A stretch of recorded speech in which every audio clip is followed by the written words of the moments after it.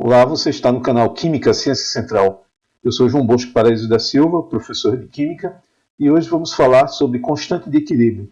Vamos entender o que significa o valor desta constante. Vamos começar logo depois da abertura.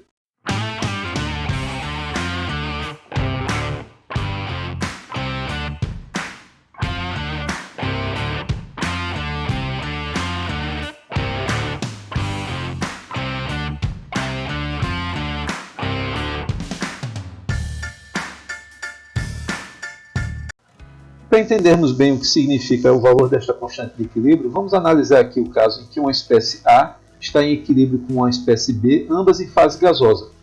Isso significa, do ponto de vista energético, como podemos ver aqui nessa figura, onde colocamos no eixo Y a energia livre de Gibbs e no eixo X o chamado avanço do processo, o avanço da reação, que aqui no canto esquerdo temos apenas a espécie A e não temos nada da espécie B. Isto é representado aqui por essas moléculas aqui em amarelo, que são os reagentes. E como eu só tenho uma das espécies, eu digo que a energia livre de Gibbs aqui é da espécie A na condição padrão, que é caracterizado pela pureza. Eu só tenho a espécie A pura. Já no canto direito, eu vou ter aqui apenas uma quantidade da espécie B e nenhuma da espécie A. Isso significa, do ponto de vista da energia livre de Gibbs, que eu tenho aqui apenas a espécie B. E, novamente, apenas a espécie B pura. E isso é representado, essas moléculas, aqui pela cor azul, dos produtos. O que acontece é que quando A se transforma em B, você tem um deslocamento do processo para a direita, o que significa, do ponto de vista da energia livre, que você tem uma variação negativa. Se você tem uma certa quantidade aqui, perto da espécie B, a única maneira da variação da energia livre ser negativa é se ele se deslocar para o lado esquerdo, ou seja, se uma parte de B restituir A. Então, nesse caso, vamos ter novamente uma variação de energia livre de Gibbs negativa. E você vai ter uma condição aqui no meio em que você vai ter uma variação da energia livre de Gibbs igual a zero. E isso é o que caracteriza a chamada condição de equilíbrio. E aí o que você tem é que você vai ter tanto aqui uma mistura, tanto de A e de B. Você vai ter uma composição relativa de A e B muito particular desse momento em que o processo atingiu a menor energia livre. Bem, você pode ter mais de um reagente.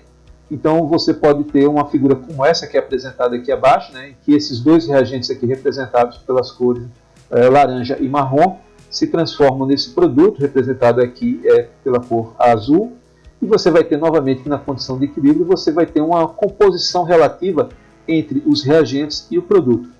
Então, independente da composição inicial da mistura, a composição tende a se ajustar até que as atividades levem ao valor característico da constante de equilíbrio da reação numa dada temperatura.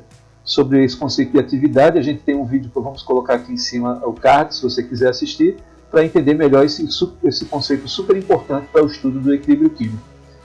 Bem, é justamente nessa composição relativa de produtos e reagentes em que a gente vai ter novamente a menor energia livre possível. Novamente utilizando o exemplo da transformação de A e B em fase gasosa, e a gente está representando A por amarelo e B por azul. Você, quando tem um valor de uma constante de equilíbrio como essa, 10 a menos 2, ou seja, 0,01, então significa que as quantidades dos produtos é bem menor que aquela dos reagentes. Em oposição, quando o valor dessa constante de equilíbrio é como este, 10 ao quadrado, ou seja, 100, significa que eu tenho muito mais produto do que reagente. E nesse caso, quando a constante K é igual a 1, significa que você tem quantidades iguais, tanto de reagente amarelo, como do produto em azul B. Então, a partir de agora, fica muito claro que se K, a constante de equilíbrio, é grande, isso significa que os produtos são favorecidos no momento do equilíbrio. E, portanto, em oposição, se K é pequeno, significa que os reagentes são favorecidos no equilíbrio. E para avaliar em cima de exemplos concretos os diferentes valores de constantes de equilíbrio, vejamos aqui as constantes de equilíbrio para várias reações. Então aqui na primeira coluna temos as reações, na segunda coluna temos a temperatura em Kelvin e na terceira coluna temos o valor da sua constante de equilíbrio. Na primeira reação, em que hidrogênio molecular reage com cloro molecular para formar duas moléculas de HCl, temos que em 300 kelvins a constante de equilíbrio é 4 vezes 10 elevado a 31. 10 elevado a 31 é um número muito grande. Então isso significa que no momento que foi atingido o equilíbrio, você tem muito mais moléculas de HCl do que as moléculas individuais H2 e Cl2. No segundo exemplo, quando trocamos apenas cloro por bromo, e agora formamos duas moléculas de HBr em fase gasosa, na mesma temperatura, essa constante de equilíbrio ela diminui para 1,9 vezes 10 elevado a 17. 10 elevado a 17 é, sem dúvida, um número grande, porém é muito menor do que 10 elevado a 31. Então a gente vê que a simples troca de cloro por bromo faz a constante de equilíbrio diminuir. Porém, ainda assim, como ele é um número maior do que 1, isso significa que no equilíbrio eu tenho muito mais HBr do que as moléculas individuais de H2 e Br2. No terceiro caso, aqui temos a decomposição da molécula de Cl2 em fase gasosa em 2 átomos de cloro em fase gasosa. Isso na temperatura de 1000 kelvins, a constante de equilíbrio é 1,0 vezes 10 elevado a menos 5. 10 elevado a menos 5 é um número menor do que 1. Então isso significa que no momento que foi atingido o equilíbrio, eu tenho muito mais reagentes do que o produto. No quarto exemplo, que é a formação da amônia a partir de nitrogênio e hidrogênio gasoso, na temperatura de 298, a constante de equilíbrio é 6,8 vezes 10 a quinta. O que significa que no momento do equilíbrio eu vou ter muito mais moléculas de amônia do que as moléculas de nitrogênio e hidrogênio. No último exemplo, a gente tem aqui a decomposição da molécula de N2O4 em duas moléculas de NO2. Observe que na temperatura de 298, essa constante de equilíbrio é 0,98, né? Ou seja, próximo de 1. O que significa que no momento do equilíbrio, as quantidades dos produtos e do reagente são aproximadamente iguais. Bem, agora vamos, para finalizar esse vídeo, fazer aqui um exercício para fixar esse conteúdo. O exercício fala o seguinte: imagine que na reação nitrogênio gasoso mais oxigênio gasoso, formando duas moléculas de NO em estado gasoso, as pressões parciais no equilíbrio de N2 e O2 são iguais a 0,52 kPa cada um, na temperatura de 800 Kelvin. Então pergunta-se qual é a pressão parcial no equilíbrio em Pascal da molécula de NO, essa que está aqui no produto, considerando que a constante de equilíbrio vale 3,4 vezes 10 elevado a menos 21 nesta mesma temperatura de 800 kelvins. Note só, a gente acabou de ver que quando a constante de equilíbrio é um número menor do que 1, como é este caso aqui, 10 elevado a menos 21, é um número bem pequeno, significa que eu tenho muito menos dos produtos que dos reagentes no momento em que se estabeleceu o equilíbrio. Então, quando procedermos aqui os cálculos e determinarmos a pressão parcial de NO, devemos ter um número que deve ser menor do que 52 kPa.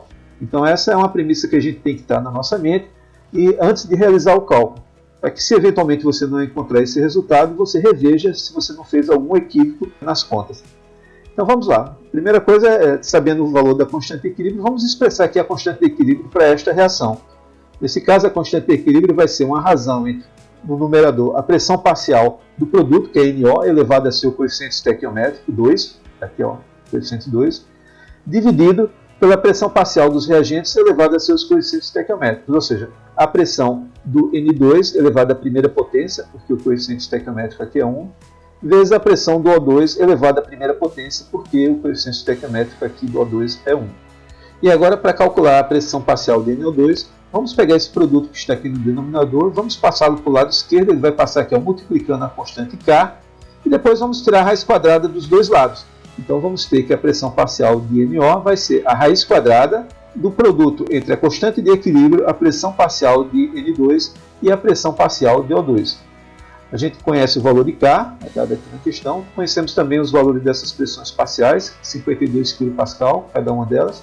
Então ao substituir aqui os valores, você vai ter ó, K, aqui o valor dela, a pressão parcial de N2 e a de O2 e a raiz quadrada. Então agora, quando a gente faz as contas, determinamos que a pressão de NO vai ser 3,03 vezes 10 a menos 6 Pascal. Ou seja, essa é a pressão parcial de NO quando o equilíbrio foi atingido. E observe que esse valor 10 a menos 6 é de fato muito menor do que esses valores de 52 kPa para a pressão de N2 e O2. Então, de fato, essa baixa pressão parcial de NO ela é concordante com esse baixo valor da constante de equilíbrio K. Bem, então por hoje é isso, pessoal. Espero que vocês tenham gostado e a gente se encontra numa próxima videoaula. Um forte abraço a todos.